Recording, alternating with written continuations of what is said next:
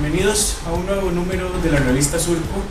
En esta ocasión hemos dedicado el número a el análisis del primer año de gobierno de la presidenta Laura Chinchilla Miranda. En esta ocasión vamos a entrevistar al ministro de Comunicación y Enlace, el señor Roberto Gallardo, a quien agradecemos mucho su tiempo y darnos esta cita para esta entrevista. Con mucho gusto. Gracias. Roberto, empezaríamos preguntándoles cuáles serían, desde la visión del gobierno, los principales logros que han alcanzado en este año.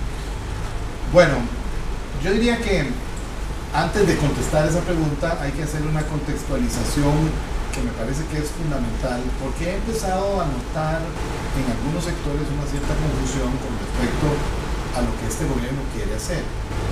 La premisa para la acción de este gobierno es que el desarrollo es un proceso que no se agota en 4 años. El desarrollo es un proceso en donde se da una acumulación de factores que permiten dar un salto cualitativo en algún momento, que tiene que enfrentar dos cosas: carencias propias de un país en vías de desarrollo, pero además rezagos que han sido producto de, en muchos casos de carencias, pero en muchos otros casos también de eventos inéditos, digamos. Pero lo cierto es que este gobierno ha puesto su vista en metas que podrían decirse son ladrillos en la construcción de una casa mucho más grande. A nosotros nos parece que efectivamente la labor que se ha venido haciendo tiene que ver precisamente con la definición o con el establecimiento de condiciones y el fortalecimiento de algunas que ya venían incluso del gobierno anterior, para que Costa Rica pueda ir haciendo esa acumulación. Desde esa perspectiva, si bien es cierto, igual se enfrentan las necesidades cotidianas, las necesidades del día, lo cierto es que se están dando una cantidad de condiciones que van a tener sobre todo resultados en el mediano plazo. La apuesta más clara en eso es Avancemos. Avancemos, que además se aumenta su cobertura de los 166.000 con los que terminó el gobierno anterior a 185.000 en este primer año. Es uno de esos programas que están pensados en generaciones de oportunidad a mediano plazo. Porque aquí lo que estamos diciendo es que todos esos muchachos que están ahí van a tener la posibilidad de terminar su bachillerato por tener ese apoyo del Estado, y con ello la posibilidad de optar por trabajos que sean esencialmente mejores a los que habrían obtenido si se hubieran retirado de la educación formal. Y por eso, por ejemplo, también entonces en esa dirección de pensar el desarrollo como una cosa fluida que va más allá del 2014, es también que se ha hecho gran énfasis, por ejemplo, en el tema de la tramitología. Es eliminar toda esa carga que parece desde afuera que es una carga inocua, que no tiene una incidencia grande en la competitividad del país, cuando no es así. Es decir, el país se ve profundamente afectado por temas de competitividad que tienen que ver con la duración de los trámites, con la cantidad de trámites mismos. En eso se ha ido avanzando sin duda en gran forma. Lo mismo en el tema, por ejemplo, de la inseguridad, el tema del combate a la criminalidad. Estamos hablando de la necesidad de poner más policías en la calle, y si así se ha venido haciendo, de equipar mejor a esa policía, pero también estamos pensando en capacitarla mejor en la Academia Nacional de Policía, cuyos resultados se van a ver también en mediano plazo. Pero dentro de unos años, esperamos nosotros, con los pasos que estamos dando desde ahora, vamos a tener una policía mucho más profesional, mejor equipada, que va a ser mucho más efectiva en el combate de la criminalidad. Igualmente, en el tema de la competitividad está el tema de infraestructura. Se han anunciado ya y están empezando los procesos licitatorios de obras por 250.000 millones de colones que van a empezar, nosotros esperamos, este año a construirse. Estamos hablando de carreteras necesarias que van a cortar trechos importantes. Estamos hablando de la reparación de puentes en el país, y estamos hablando además del inicio del trabajo de una terminal portuaria de muchísimo peso, y una terminal portuaria que nos va a poner a nivel de país de primer mundo, que también va a incidir en la competitividad, pero que va a estar también construyéndose y empezando a operar 2 años después de que termine este gobierno. De acuerdo. ¿Cuáles han sido los retos, las cosas más feas que les han tocado enfrentar en este primer año? Bueno, yo creo que no se puede soslayar el tema del impacto de los eventos naturales. El huracán Thomas generó pérdidas cercanas a un 1% del PIB. Y para un país como este, en la situación fiscal en la que está, todo eso lo que hace es retrasarnos nuestro proceso de desarrollo. Es decir, por dicha nosotros tenemos los recursos para reparar las carreteras que fueron golpeadas por el huracán, para reconstruir casas, para asistir a pequeños agricultores. Por ejemplo, 5.500 pequeños agricultores de la zona sur han sido ayudados por el Estado, el impacto que han tenido. Pero eso nos compromete. Esa plata se saca de un lado para utilizarla en otro. Y hay algo que dejamos de hacer.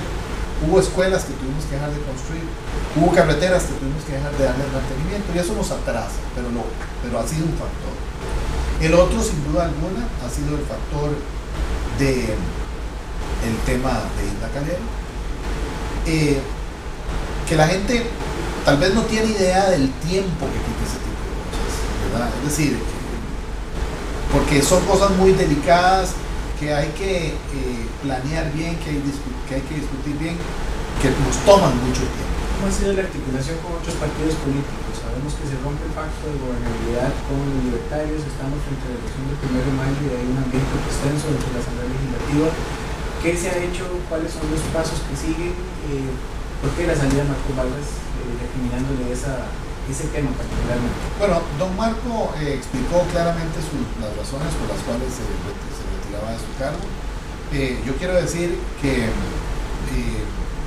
tendemos a juzgar la trayectoria de las personas por lo último que recordamos, y la trayectoria de Marco Vargas es una trayectoria brillante, es una trayectoria de servicio público como pocas personas en este país, y por supuesto que el país siempre tiene que estar agradecido por todo lo que se ha hecho.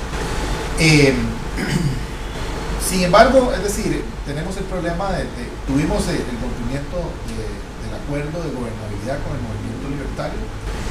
Siempre consideramos que era un rompimiento precipitado, porque el acuerdo se había suscrito para un periodo de 2 años y fue roto en el primer año, ¿verdad? Acusándose al gobierno de no haber cumplido con los compromisos ahí descritos, aun cuando el plazo para cumplirlos no hubiese terminado.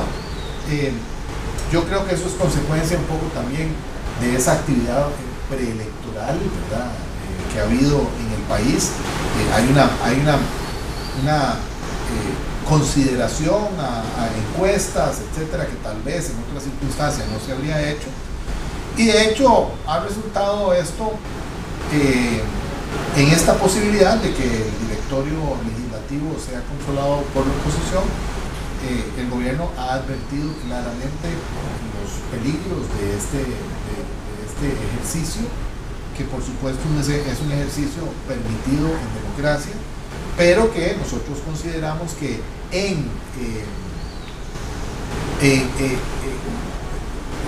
la heterogeneidad de ese grupo, heterogeneidad es poco en realidad decir, las contradicciones flagrantes ideológicas que hay entre los grupos que forman parte de este pacto, nos hace pensar a nosotros, y la reticencia además que ha tenido este grupo para dar a conocer la agenda de consenso que piensan mover en la Asamblea Legislativa.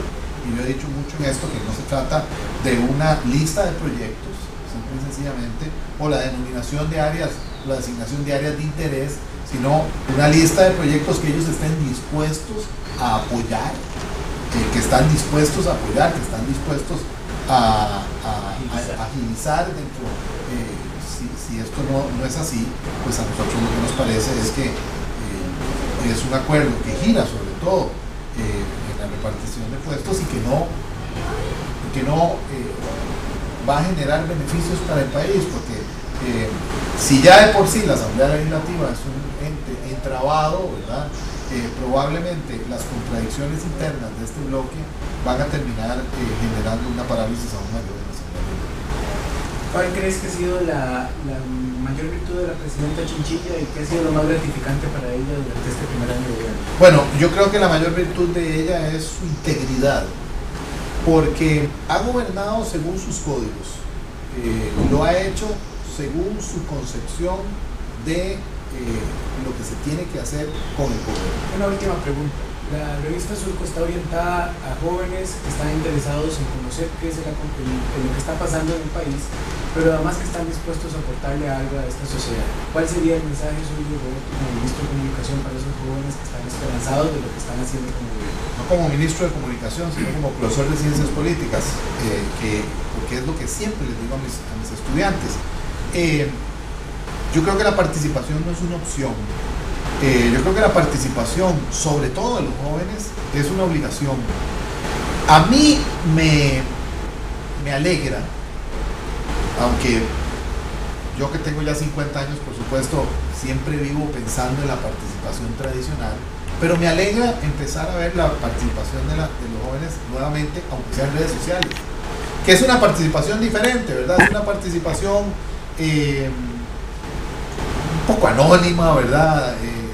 Pero que me parece que si puede ayudar a generar nuevamente ese sentido de comunidad que nos daba a nosotros cuando teníamos la edad de ustedes, ese sentido de pertenencia, estar en un partido político, meternos en las elecciones de la universidad, etcétera, en buena hora.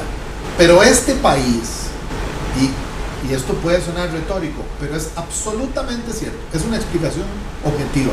Este país no va a progresar mientras se mantenga la tendencia que nos dio el primer informe de auditoría ciudadana sobre la calidad de la democracia que sacó el Estado de la Nación hace unos años, que decía que 7 de cada 10 costarricenses nunca habían participado en una organización comunal de ningún tipo, en ningún tipo de organización, ni en la junta de padres de familia del colegio, ni en la asociación de desarrollo comunal, ni siquiera en el comité de seguridad del barrio. No podemos seguir así. Hay una generación perdida. Yo creo que desafortunadamente hay una generación perdida y los jóvenes tienen la responsabilidad, el deber de participar para un poco sacarnos del hueco en el que nos hemos metido, en el que nos metimos nosotros como país, en que nuestras generaciones han metido a este país. No hay cambio sin participación y eso me parece que es fundamental, y hay que actuar en consecuencia. No se metan en un partido político si no quieren, pero involúcrense en la comunidad, en grupos de jóvenes, en grupos religiosos, no importa, participen, salgan de la casa, dejen de estar viendo tele, y utilicen el tiempo para involucrarse. Hay grandes satisfacciones en la participación ciudadana y yo creo que es importante y el país lo espera así. A todos los lectores de Surco, muchísimas gracias por esta entrevista, por estar acompañándonos durante este rato. Roberto, muchísimas gracias por este espacio y por la apertura siempre a recibir espacios. Muchísimas gracias.